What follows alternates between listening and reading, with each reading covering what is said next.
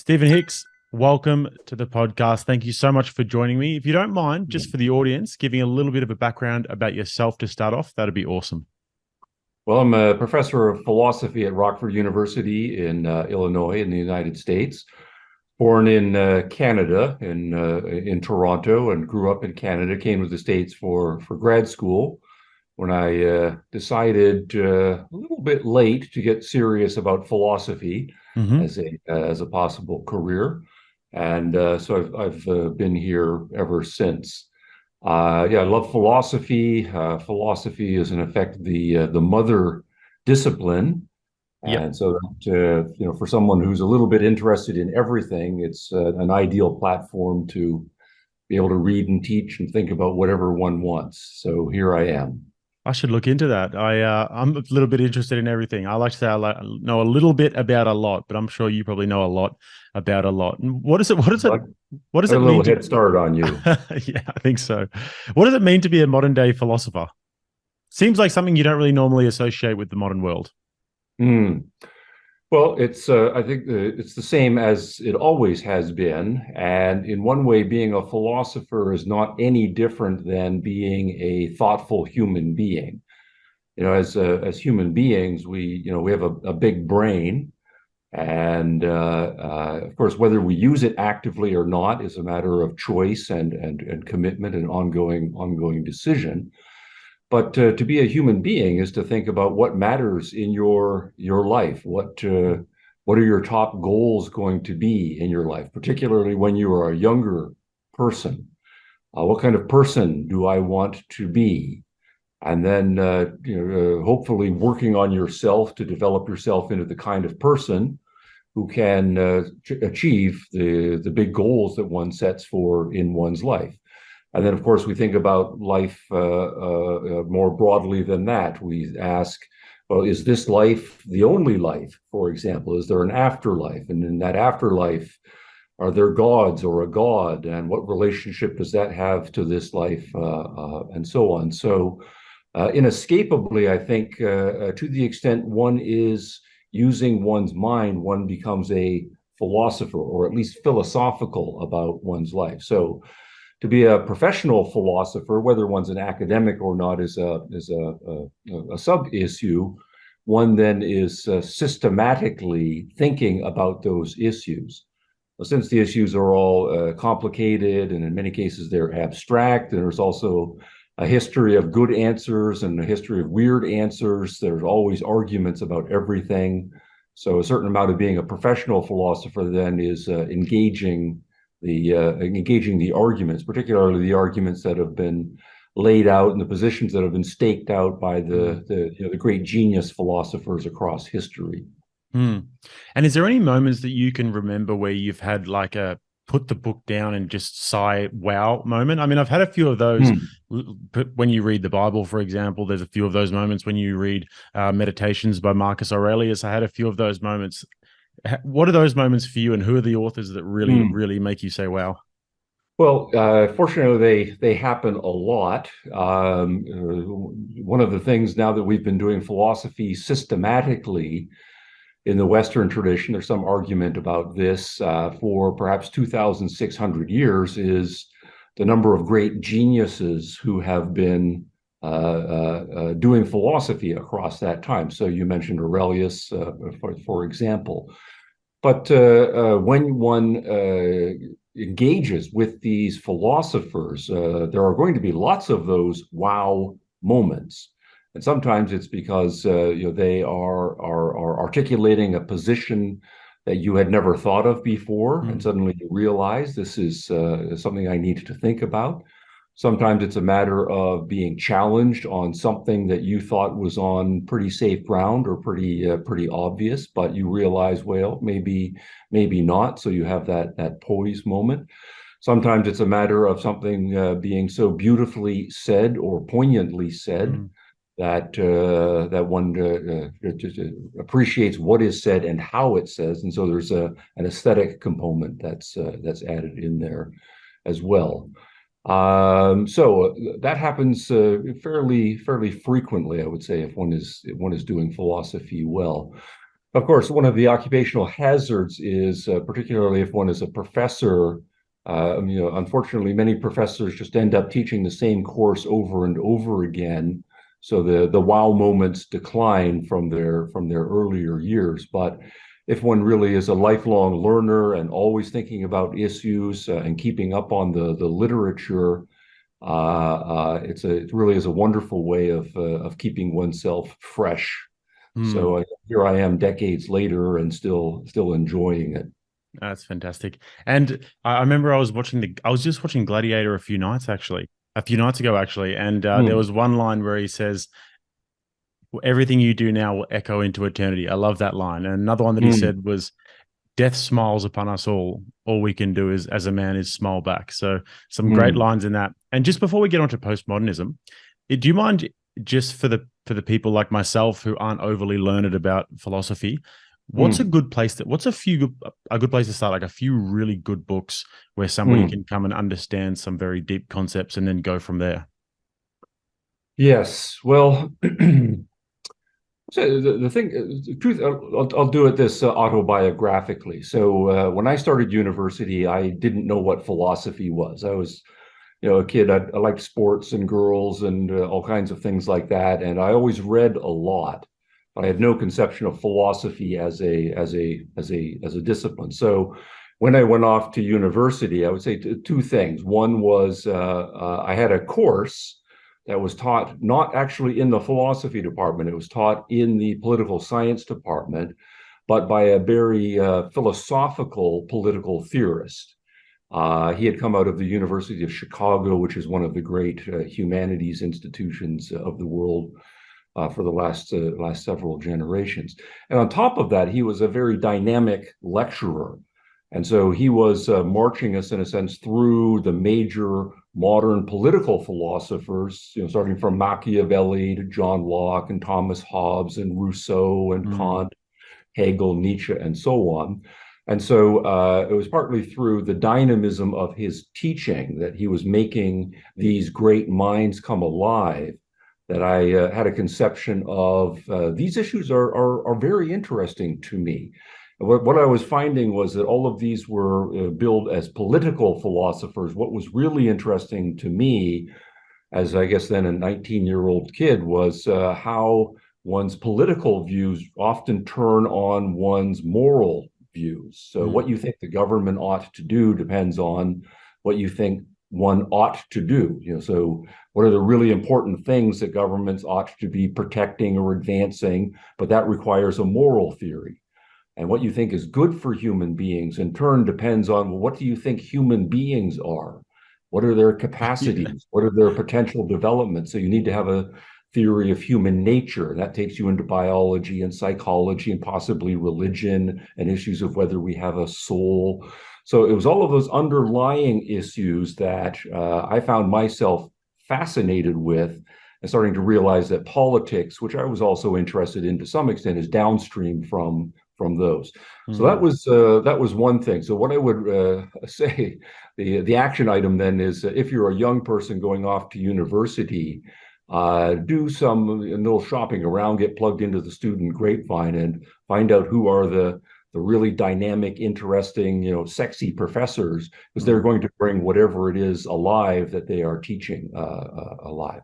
The other thing I recommend as a great starting point, and this is also partly autobiographical, is the book Atlas Shrugged by Mm. Ayn Rand, which, Rand is a brilliant novelist. She's also a brilliant philosopher. And so I found it captivating for me, this, in effect, dramatization of any number of philosophical issues. And so I was reading Atlas Shrugged in my first year of university simultaneously with taking this course. And so the story engaged me, the philosophical issues that she was dramatizing engaged me. And then I remember when I finished Atlas Shrugged, it was about the time I finished that course. And then it came to my mind, this is what philosophy is. Mm. So that time I was just taking a bunch of different courses out of interest, but that was the moment I said, okay, I'm going to come back and major effectively in philosophy because I want to do this more. Mm. And you've written a book about Ayn Rand, haven't you? Not a book. I've written several journal articles on aspects of Rand's philosophy. Mm, I've had formal public debates about Rand's philosophy. And I've, at the Internet Encyclopedia of Philosophy, which is one of the major kind of online resources where they have articles on philosophy and philosophers A through Z, I wrote the entry on Ayn Rand. So that might be a mm, good starting point as well. But Atlas Shrugged is a great book. Obviously, it's extraordinarily provocative, yeah, but that's one of the beautiful things about philosophy and philosophers. You want them to push your buttons at a very deep level to give you absolutely. additional incentive to really think through what matters. And one of the things that is another one that's provocative these days, and certainly one that uh, pushes my buttons at times, is postmodernism. And it's something that Mm, you've become obviously quite an expert in over your time, and having written Postmodernism Explained. yeah. It's a great book and it's a great explanation of it all. Do you mind, just for the audience watching, and it's an idea that I talk about quite regularly on the channel, it's something that people are interested in. And then I think it's also something that once you understand it a little bit better, you can kind of see it everywhere in Mm. today's culture. So, what is postmodernism? Yeah. All right. So that's a huge one. Well, I like to, at the introductory level, think about philosophy is obviously there's lots of different philosophies out there, Mm, and it's good to become exposed to all of them. But in my judgment, philosophical debates boil down to almost always three-way debates. On any major philosophical issue, there's three positions that you have to grapple with. So one of the things to be aware of when you're beginning is people who will force you into dichotomy, saying there's you either this or you're that. In many cases, that leaves out the important third option. So one way to think about postmodernism is to say historically, there have been philosophies articulated that are, let's say, religion friendly. That is to say, they're going to emphasize, there is the natural world, but more importantly, beyond the natural world is a supernatural world. mm, And that has God or gods, and God created the world, they govern the world, and we owe our obligations to that world. Often, more religion-friendly philosophies run into knowledge challenges where you can't see the gods, taste them, smell them. The arguments for the existence of the gods are often seen as weak. So mm, often, not exclusively, religious philosophies tend then to emphasize faith or seeking revelations or mystical experience or trusting in tradition. They typically also will de-emphasize materialistic pursuits. I'm not interested in money. Maybe if I'm going to be a good person, I will keep myself sexually pure. So I will embrace a life of poverty and chastity and obedience and so on. So now that is to push religious philosophy in a certain direction, but there's a package of philosophical positions that religions take, and there are variations within them. Now, another prominent kind of philosophy, again, in an introductory way, as I say, is a more science-friendly philosophy. And what science-friendly philosophies will do is to say, we're going to take the natural world seriously. And we are going to be more skeptical about, we don't believe in ghosts and goblins and gremlins and gods and angels and all of that spooky stuff. We don't think that's real. Maybe, if you push us, you'd be able to come up with a really good argument to get us to believe it. But what we know is the natural world, it works according to cause and effect. We sense it. We systematize our sensations and our perceptions of the world in the data. We do experiments, we do logic, we do math. And the whole goal of all of this is so that we, as natural beings who live in this physical world, we can live a better life. And so we want to be happy and flourishing in this world. And so there's then this long-standing debate between more religious oriented philosophies and more science oriented philosophies. And that's one of the great dichotomies.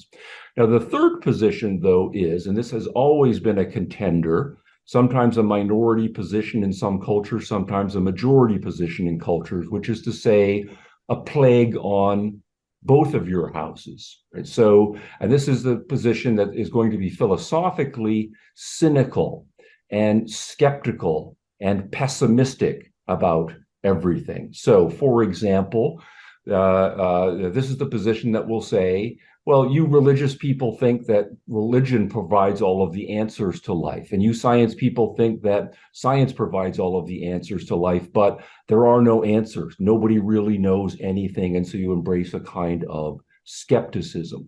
Or you religious people will say your goal is to achieve salvation and to achieve, so to speak, the good life in the afterlife, to be reunited with the gods in heaven, or to go to Valhalla, or whatever. And you more science and naturalistically oriented people will say your goal is to live healthily, and to live a long time, and to enjoy meaningful relationships, and build your career, and have a great sex life, and die as we are eventually going to do, but die having no regrets and feeling satisfaction with what you have accomplished with your life. But then, of course, the third position is going to say, well, you guys are both optimistic in some ultimate value sense, but the truth is that everything is ultimately shit. Everything is ultimately empty. There is no true love. There is no happy ever after story. Everything that you build is eventually going to crumble. And so ultimately some sort of value nihilism is going to result from this. So to come back then to your question about modernism, or postmodernism, like the way to look at this historically then is to say, in the pre-modern world, basically, if we take from say 400 or 500 years after the death of Christ, or 400 or 500 years after the Roman Republic stopped being a republic and became an imperium, Rome is declining. We are getting into the medieval era. And again, there's controversies here. Things slayed into the Dark Ages for about 500 years. But during that medieval era of 1,000 years in Western history, it was religious philosophy that was dominant. More particularly in the West, it was Christian philosophy, sometimes married with some of the ancient Greek schools, sometimes incorporating a little bit of Stoicism. But essentially, it was an otherworldly, supernaturalistic, authoritarian institution. We are valorizing priests and monks and nuns who commit to poverty and obedience and chastity. Life expectancies are short, and everybody is hoping ultimately for salvation in the other world. Now, again, that's overstating it, but that is the dominant philosophical framework for 1,000 years. As we get into the modern world, starting about 500 years ago, that religious philosophy is challenged. First, by more worldly people who want to explore the world. So Columbus crosses the ocean, and suddenly everybody's aware that there are all of these cultures out there. And some of them are doing some pretty amazing things, and they're not believers in our religion. How is this possible? Some of them are influenced by a rediscovery of many of the Greek and Roman classics. And they're amazed at what the Greeks and the Romans were able to accomplish. And they weren't particularly religious, much less Christian. So how could these pagan, often naturalistic civilizations accomplish such great things? The early scientists are starting to study the human body, starting to come up with more naturalistic understanding of the way the heavens move. And we start not really calling the heavens anymore. We call it the galaxy, or we start to call it the solar system after Copernicus and Galileo and so on. So we have the rise then of naturalistic science and a much more humanistic understanding of what human beings can and should be doing. And so one of the great success stories then is the rise of kind of humanistic individualism and science and technology in the modern world. And so that is essentially modernistic philosophy. Now, what we find then in postmodernism is that in the last 2 generations, I would say, maybe 3 generations, depending on, we can have these arguments about where you want to put the the flag being planted, is then a strongly skeptical challenge to both the religious philosophical inheritance and the scientific philosophical inheritance. What you find in the middle part of the 20th century is philosophy is at a very skeptical phase. Its major programs, both in religious philosophy and in more naturalistic, science-friendly philosophy, they seem to have reached dead ends.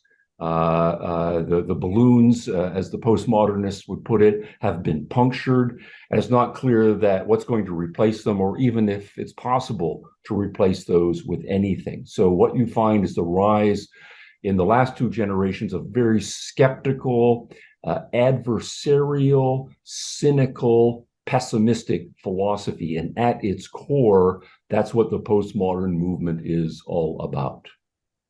I find it really interesting how you laid that out at the start there, the three different lines of philosophy. And when I look at them, I look at the more cynical philosophy and I think to myself, why would anybody want to think like that? Why would anybody want to think that way? So, I mean, I guess I would ask you, why would anybody want to think like that? Well, I think one can get there two ways. I think sometimes, of course, people, when they start becoming more philosophical, typically as young people, they are damaged already in various ways. The stereotype about the alienated teenager. It's a stereotype for a reason. Or the rebellious teenager who wants to tear all of the so-called accomplishments of the parents' generation down. And sometimes teenagers have very good reasons for doing so. They're still young people. Maybe they have been raised in abusive households, right, or intellectually and emotionally oppressive households, and so they're going through a rebellious phase.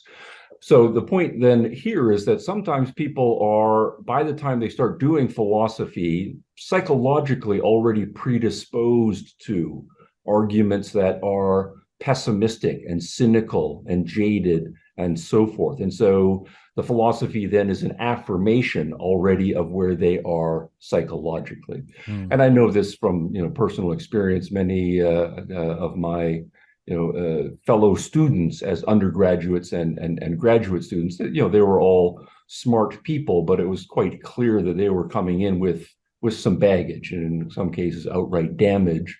And in many cases, philosophy was a matter of rationalizing or providing a framework within which their personal psychological sense of what was real is then going to be articulated. But sometimes, of course, people don't become postmodernists not because they want to become postmodernists, but because they get argued into postmodernism. And one of the things that, of course, can happen is one can start off as a young person and say be raised in a religious family. And from your perspective, the religion seems like a reasonable, decent way of looking at the world. Or maybe you were raised in a more scientifically, naturalistically minded, and your parents were decent people, and you've got some healthy goals, and it seems like science is doing some great things. And so all of that approach to life seems philosophically reasonable to you. But then what can happen, and a good philosophy of education is going to include some of that, is going to be, what are all of the good skeptical arguments against religion? What are all the good skeptical arguments against science and scientific method? What are the good skeptical arguments against the idea that there are objective moral truths, right? Or that we can build a win-win set of social relations. And so part of what a philosophy education can do, in effect, is undermine any positive philosophical position one might have been inclined to by the time one gets to university. And to the extent that you're a smart person, you follow the arguments and you let the logic lead you where it goes, you can end up the position quite honestly to say, wow, I guess we don't know anything. Right? I guess there are no values. I guess there are no genuine relationships among human beings. There is no point to life. And then one will be significantly on the road to a postmodern framework. So that's not because you started wanting to get there, but that's where the logic of what you have learned seems reasonable to you. And this is where it gets interesting, because obviously one of the fundamental premises of postmodernism is that there aren't any universal truths. And like you say, there is no grander meaning to life. We're all atoms just bumping into each other, basically. So what is the argument against that? Why are there universal truths, and what are universal truths, and how do we know if what they are? Well, obviously, one fun way to start with the response to that is to say that there are no universal truths is already a universal truth. Right? So if you say there are no answers, that's already to give an answer. Right? If you say nobody knows anything, well, you are making a knowledge claim. You claim that nobody, in fact, knows anything. It's fundamental fallacy of postmodernism in itself. It's that well, making a claim. Yes. So that can get you a certain amount of mileage. So then that turns into the issue, well, how can I even, without contradicting myself, articulate a skeptical position? If I say I am certain that there are no certainties, or I know that there is no knowledge, how can I even do so? Now, in many cases, what postmoderns will do is they will say, okay, yeah, I recognize that point. I am contradicting myself, but contradicting myself, it's only going to be a problem if I think that logical contradiction is a problem. And I'm only going to think that logical contradiction is a problem if I think that logic is an important thing. But what if I'm skeptical about logic? And then this is then typically what postmoderns will do, is to say, I'm not going to accept that I have to be logical. Instead, I am just using language. I'm using words for rhetorical purposes. I believe everybody just has their subjective value agendas. And so, if I give you a logical argument and it works on you, fine.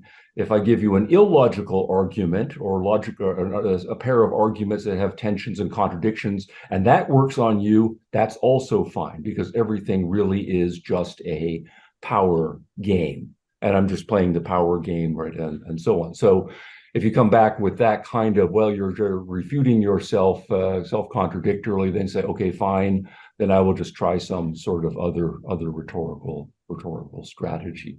So then immediately what one needs to do, though, this is more seriously, is to get into the kinds of arguments that lead people to skeptical conclusions. So what you have to do if you want to say, for example, that there is something to scientific method, not necessarily that it always gives us certainty, although I would argue sometimes it does, that it always gives us absolute knowledge, though sometimes it does. But then what you need to do is go through all of the important elements in cognition and show that how science integrates those into a significant package is legitimate. So if science begins with observation of the world, to say, well, our senses are putting us in contact with the world, that when we are perceiving the world, we are actually perceiving objects and their actions and their relations and so forth. So you need to have an articulate defense of sense perception. We also, though, as human beings, seem to rise above most of the animal species in also forming abstractions. We form concepts. So, I'm a man and you're a man, but, you are a unique man and I'm a unique man, but at the same time, we share this more abstract manness. We say we're both equally men, even though particularly we are different. Well, there can be puzzles about how we form these abstract concepts and what are we referring to when we have these abstract concepts. And then we go on to form propositions where we string numbers of concepts together. The quick brown fox jumped over the lazy dog and ran off into the woods. Yep. Well, that's like a whole bunch of concepts, and it is cognitively meaningful to us, and we're picking out a whole bunch of stuff that's going on out there in reality. And so how do we do that, though? And then we take all of these propositions and we start formulating them into stories. We tell historical narratives or we tell fictional narratives, and those narratives are significant and meaningful to us. Well, how can a narrative about long dead historical figures have meaning to us in the contemporary world? Or fictional stories. What makes them cry or us cry or laugh or feel, this is telling me something important about my life. Where does this power of narratives come from?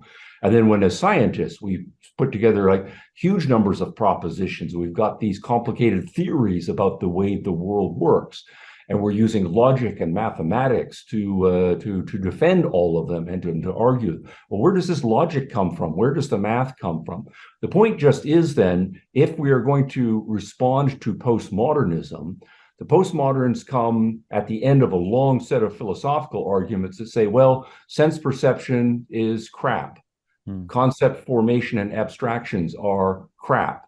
Right? Narratives are just subjective stringings together. Logic is a subjective construction. Mathematics isn't based on anything. So they've undercut all of that. So what we then need to do is have better positive theories of all of those things. Now, we're not going to do that in this program here.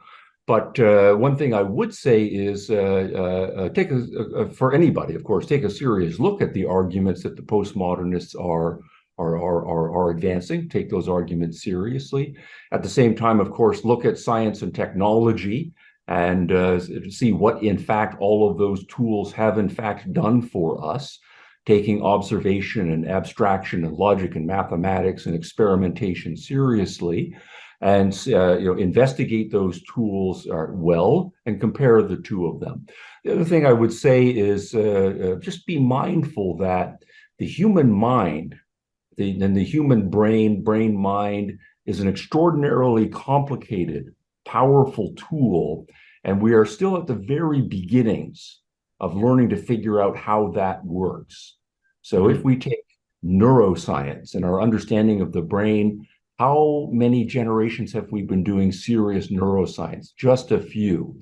More complicatedly, psychology as a science is perhaps a little over 1 century old. And so what we have then is this extraordinarily complicated tool, and we are still at the beginnings of figuring out how all of it works. But in many cases, the skeptical positions about how senses work, how our memories work, how logic works, and so forth, that many of those arguments were formulated 1, 2, 3, 4 centuries ago, back when we basically were pre-neuroscience, pre-scientific psychology. There were very primitive understandings about how the nervous system, how the brain works, how our psychological apparatus works. And of course, it's very easy to poke holes in and be skeptical about often primitive psychological and neuroscientific theories. So I would just say it's an open research project. Do take the skeptical arguments seriously, but do also look at the important contributions and actual accomplishments of science and get oneself up to speed before making any dyed in the wool conclusions. I think one of the things that's also interesting about it, though, is that a lot of these people, the postmodernists of the past and present, they're not stupid. And sometimes when I listen to what they say, you do think that they're onto something in some ways. And No, I wonder where you give credit to, or where you give credence to the ideas that they bring up, because obviously it's not good to just form a binary around everything. And like you said at the start of the interview, actually, that it's just one way or another, and then that's it. So is there places where you say, okay, they're onto something here, we should actually maybe look into this a little bit more? And then is there a place where you think that the ideas actually go off the edge? Yeah, no, that's a good question. I will be both complimentary and uncomplimentary to postmodernism as a school. So you mentioned my book, Explaining Postmodernism, and what I'm doing in that book is talking in the modern world how there was a reaction against reason, naturalism, and so forth that over the course of many generations of philosophical development led into postmodernism. And all of that is working out by people who are brilliant, right? The names that we still argue about in the history of philosophy, Immanuel Kant and Jean-Jacques Rousseau and Friedrich Nietzsche and Karl Marx and the others, they are giants in the pantheon for a reason. And we all need to know their views, even if, in my view, all of them are fundamentally wrong. I would extend that also to the first generation of postmoderns. And so the ones I cover in my book are Michel Foucault, Jacques Derrida, Jean-Francois Lyotard, Richard Rorty. All of these are brilliant guys doing their writings in the late 50s, 1960s, on into the 1970s. And they are, all of them, Ph.D.s in philosophy from top schools. And they are names that we all know and need to engage with for a reason. So they're not stupid, even though I would argue that they are all fundamentally wrong, because what makes them all postmoderns is they buy into the best skeptical arguments that have been developed, and then reach the conclusion that those skeptical arguments are unanswerable, and then ask what next question. And so what do we do if we think reason is crap, if we don't know anything about the world, if there are no truths, if there are no certainties? And so the postmodern project comes out of that. So I would say I think they're wrong, but they're not stupid, and any intellectual needs to engage with their arguments. Where I, though, will become less complimentary, though, is that I think postmodernism has declined as an intellectual movement over the last two generations, since Foucault, Rorty, Derrida, and so on. So I'm not at all impressed. There's a certain amount of cleverness, right? You've got to be clever to get your Ph.D. in whatever discipline, and then to get a faculty appointment and to get published and so on. So there's going to be a certain, but I'm not seeing the level of originality or even the level of brilliance. And I think that's built into the postmodern project, because if, for example, you reach a skeptical conclusion, a deeply skeptical conclusion, as postmodernism does, that there are no truths, that it's pointless to be logical and to learn mathematics and scientific method. If, when you are 22 years old, you reach that as a conclusion, your intellectual development is going to stop. Yep. Because you're not going to try very hard to be rational, to learn more logic, to learn more math, to learn more science. You will put a bracket around all of that and say, okay, I'm going to be non-logical, non-rational, right, non-scientific, whatever that means. And so you are not going to develop. Also, if as a matter of postmodernism, if you say, well, there is no way for us really to understand each other because everyone is trapped in their own subjective narratives. And sometimes those subjective narratives are race-based or gender-based or ethnically based, right? And so we get all of this, white, Eurocentric, male type of language, if that's how you start to think of people. And then you start to think of people as identity politics does, which is really a theory about what human identity is, locked into these different epistemologies or these different cognitive styles, and they can't really communicate past those group subjective. Well, then you're not going to try very hard to understand where people from some other position is coming from. And to the extent that you don't try very hard, you just stay within the boundaries of whatever it is that you already happen to believe. You also, though, are going to then say, well, what possibility do I have if I'm, say, coming of intellectual age in the 21st century of understanding 17th century French people or 3rd century BC Greek people, right? Or Japanese philosophers of the Tokugawa era, right? All of those are going to be, from the postmodern perspective, completely alien cognitive cultures, completely alien value cultures. There's no way for me to understand them. So I'm not at all going to be interested in history. History becomes to be pointless. There are no universal truths and cause and effect principles that we can learn from history. History starts to become very pointless. And this is in part why When you read the postmoderns in the journals, they're all very presentist. They're just talking about current issues, current politics, current cultural matters, and so forth. But then to the extent, though, that you do that as a young person, if you reach this postmodern conclusion that not every other culture other than mine is cut off from me, and the entire past traditions are cut off from me, well, again, your intellectual development is going to be stultified. You will never seriously engage with Descartes, with John Locke, with Aristotle, with Thomas Aquinas, because you are believing that that is pointless.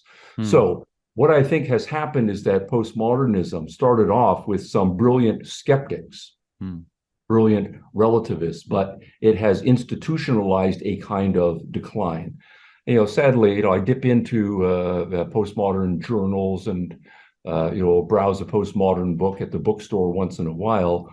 But the sad thing, and it's a way it's an embarrassing thing, is you read the first page of it and you say, I already read this 25 years ago. There's nothing new here. It's just a retreading of the same intellectual tropes.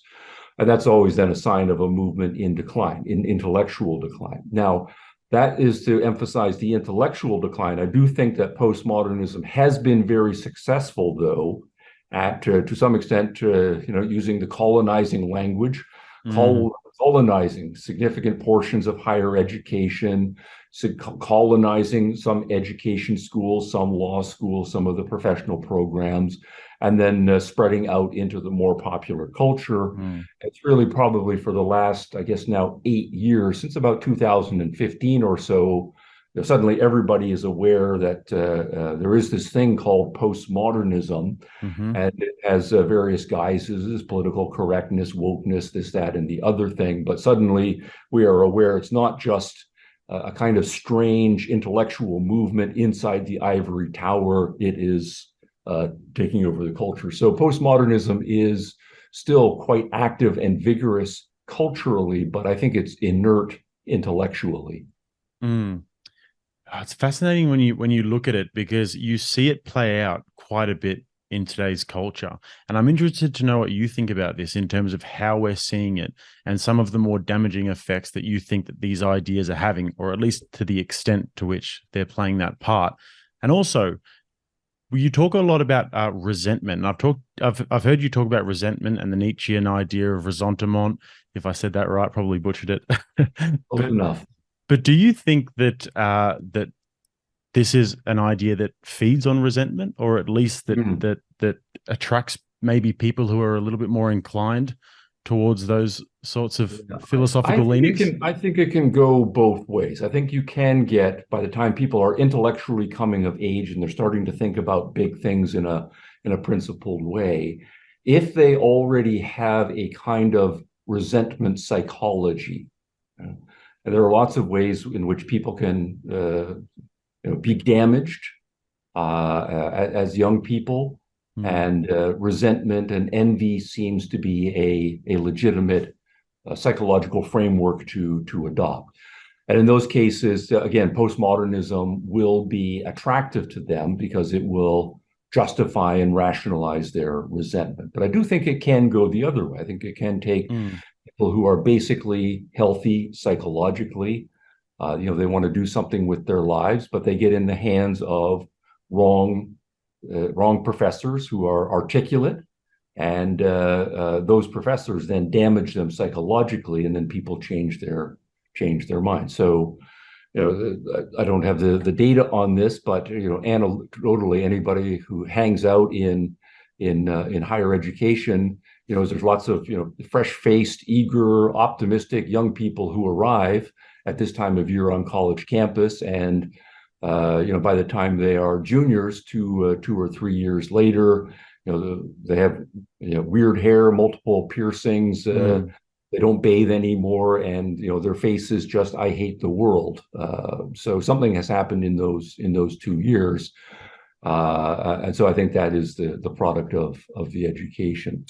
So, but where the damage occurs, I think the first damage has come at the higher education level, because that's where postmodernism was first. And so it damaged a number of people who otherwise would have gone on to become healthy people in their personal lives, but contributors to science and engineering and building entrepreneurial businesses and going on and doing wonderful things in the arts, and convincing them that everything is pointless, and just to underachieve, or even to become active saboteurs of other people's positive creative projects. So there's a significant amount of damage that has happened there. I think to the extent that starting in the 1990s is when I was noticing it, when I was teaching philosophy of education and following the education journals more closely, postmodernism started to leave the high academic space and started to, because quite reasonably they're saying if we want to be ambitious with our postmodernism, we have to get into the other schools. But to get into the other schools, first we need to retrain the teacher. So we need to do something in the education schools. And so they were quite successful in the 1990s and on into the 2000s in revamping how teachers were trained, and then the certifications that are necessary. And so that's why now in one aspect of the culture wars, we're seeing parents and other people who care about their children's education, distressed and starting to get up to speed and fighting back against some of the craziness that's going on inside primary schools, middle schools, and high schools. So all of that is damaging. The first damage there is the crippling of kids' cognitive development, because again, if you're a postmodernist, you're not going to really be interested in teaching kids to look at both sides of an argument, to learn a lot about history, to think optimistically that you can, in fact, understand the world from alien philosophical, cultural, religious frameworks, to learn logic and math and reading and writing. And so we've seen the scores decline and results decline in all of those areas. So that cognitive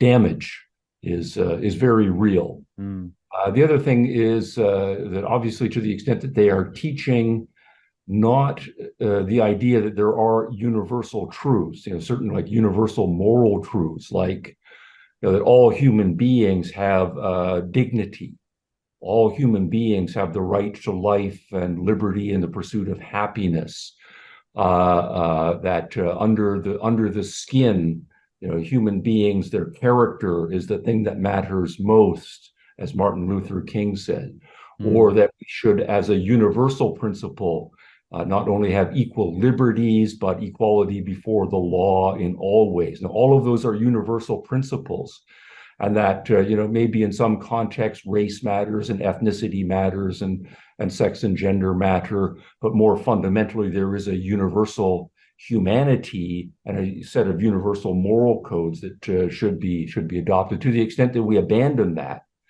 and we say that people are locked into different ethnicities, different races, different genders, and those are all in conflict with each other, and we don't have any recourse to reason and logic to settle our differences, then of course, to the extent that you would teach young people from an early age that, you're just setting them up for a life of conflict and isolation from other groups, and that's obviously undercutting the huge progress. And this is partly why I'm optimistic. We have, in fact, made progress against traditional racism, traditional sexism, traditional ethnocentrism, and so on. The modern Enlightenment project has been a great success, but we are starting to see signs of the damage that postmodernism is doing against that progress. So that's a long answer to your question about where I see the damage.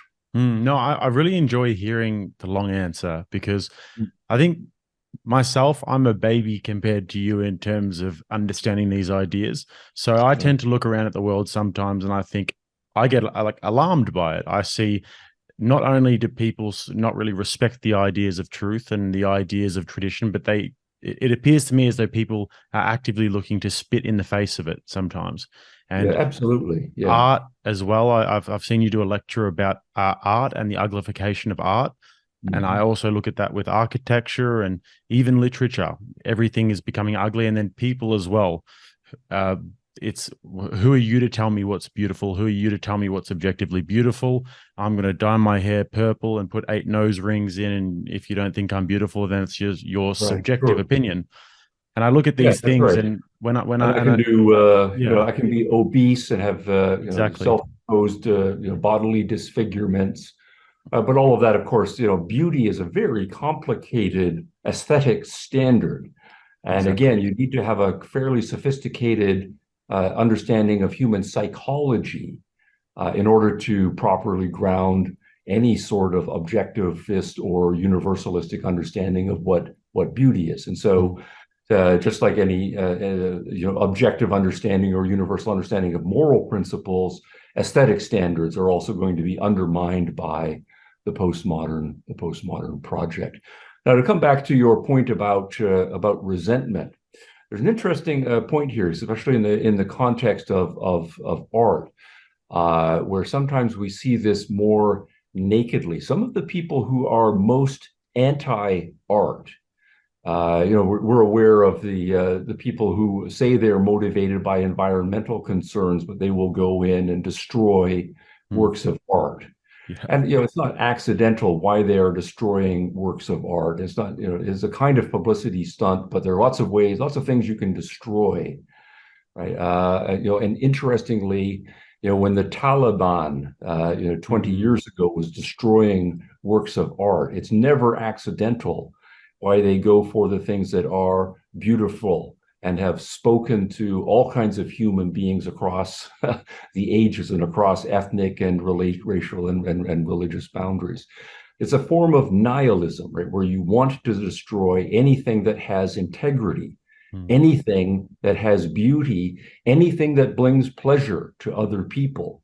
And to the extent that you do that, you are saying something about the state of your own mind and your own values, that you are not a creator, you are a destroyer. And so it's Yes. an act of revelation there.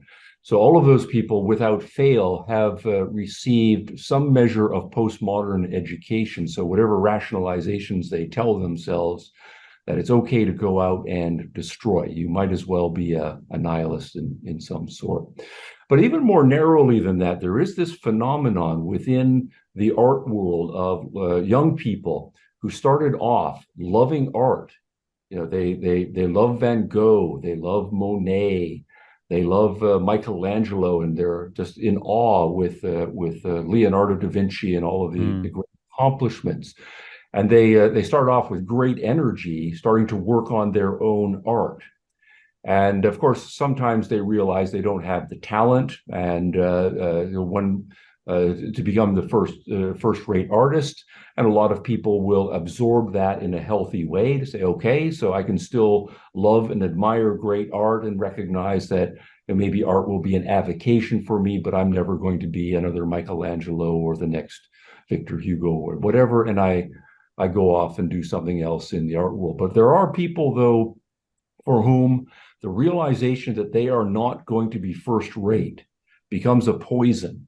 Right? And they then say, in effect, I hate the gods, I hate the world, or I hate my parents for not giving me, the trip to Paris and the trips to Florence when I was 12, so I could start early enough.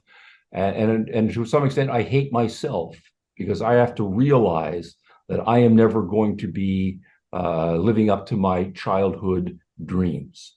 And so that becomes poisonous. And the way it comes out is an urge to destroy that thing that was your ideal in the first place.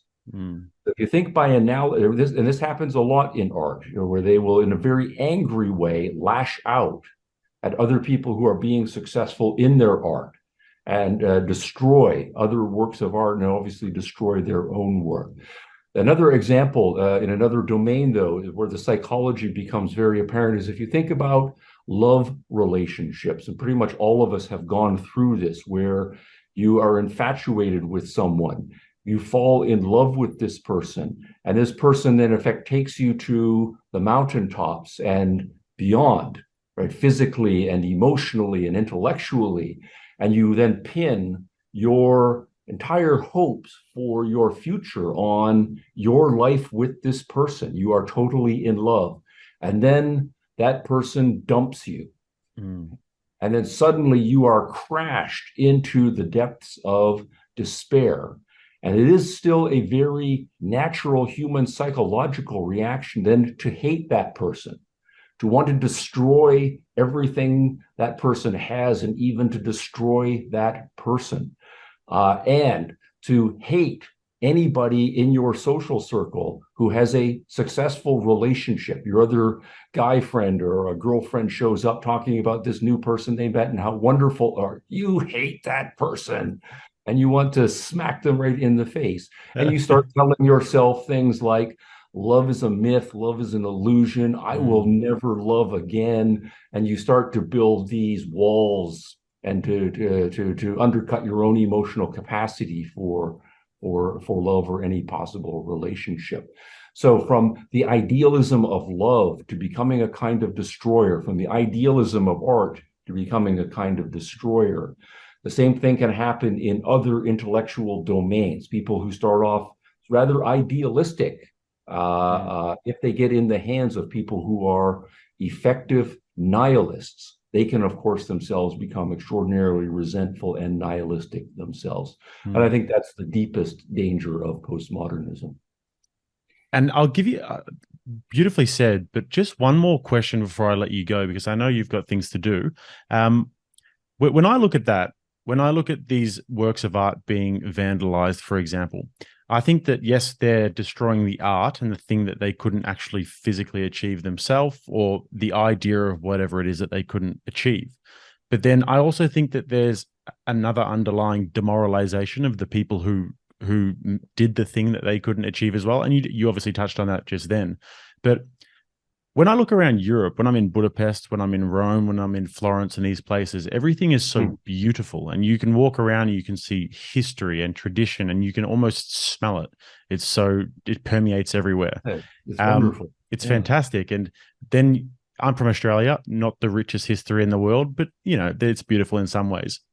In a world where you constantly are seeing people around you and ideas around you that want to spit in the face of that tradition, that beauty, how does one stop themselves from becoming nihilistic themselves or demoralized? Well, yeah, the first thing you have to do is get out of that social environment. Absolutely. Yeah. So go back to teenagers as well. One of the great themes in literature, and it's an important theme, is parents who have not accomplished much in their own lives and who are now middle-aged or older, who realize that their lives have been a disappointment, that they are a failure, and how they raise their children. So when their children start to say, I want to be an artist, I want to start a new business, I want to explore the world, and so they are full of optimism and enthusiasm and dreams and plans, the kind of parent who undercuts that, says, you're nothing special, right? Don't think that you're going to amount to much, and comes up with every single possible obstacle that person's going to face, but sees every single obstacle as a defeater. And so you might as well give up now, kid. And of course, it'll be wrapped in, I'm just trying to look out what's best for you. But really, they are sabotaging the kids' optimism, their romanticism, their idealism. And that is a kind of sadism, in my view, in parenting style. And the only advice that you can give to kids is get out of that household as soon as you possibly can. So I would say the same thing if you are in a toxic work environment.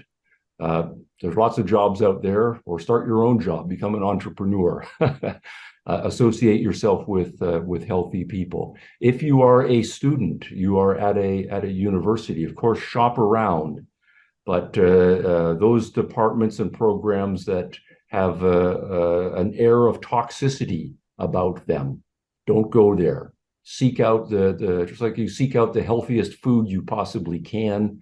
Seek out the healthiest professors and the healthiest programs that you can find, and immerse yourself in those. A fantastic piece of advice. And I want to give you a last special thank you for coming on. It's been a real honor. So I hope this is not the last time we get to talk. All right. Well, thanks a lot for the invitation, Jake. A real pleasure. Great questions too. Thank you. And obviously, where can everybody find you as well if they're looking to find you on Well, I do have socials? my website, stephenhicks.org. But if you're at YouTube, I would recommend first, or a lot of my lectures and podcasts are through my Center for Ethics and Entrepreneurship. It's just CEE video channel, and much of my stuff, and we have lots of other good stuff there as well. I'll leave that all at the top of the comments and pinned in the bio. Thank you so All much right. again. Thanks a lot, Jake.